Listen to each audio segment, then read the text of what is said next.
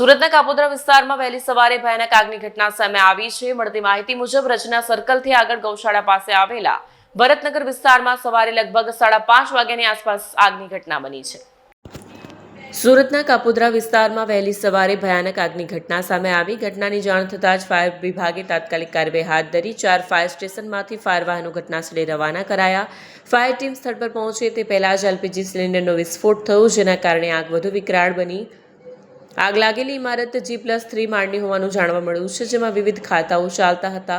Fire ટીમે બહાદુરીપૂર્વક કુલ 11 લોકોને rescue કરી હોસ્પિટલ ખસેડ્યા છે। ફાયર ફાઇટિંગ દરમિયાન હાઇડ્રોલિક પ્લેટફોર્મની મદદથી 3જા માળે બંધ પતરા તોડી અંદર ફસાયેલા લોકોને બહાર કાઢવામાં આવ્યા। દુર્ઘટનામાં 9 લોકોને સામાન્યથી મધ્યમ ઇજાઓ પહોંચી છે, 2 લોકોના મોત થયા છે। ફાયર વિભાગે જણાવ્યું કે ઘટના સ્થળેથી કુલ 8 એલપીજી સિલિન્ડર મળ્યા હતા, જેમાંથી 2 સિલિન્ડર વિસ્ફોટ થયા। બાકીના સિલિન્ડરોનો કબજો પોલીસે સંભાળી લીધો છે। હાલ ઇજાગ્રસ્તોને નજીકની હોસ્પિટલ સારવાર આપવામાં આવી રહી છે, જ્યારે પોલીસ અને ફાયર વિભાગ દ્વારા ઘટનાની વધુ તપાસ હાથ ધરાઈ છે।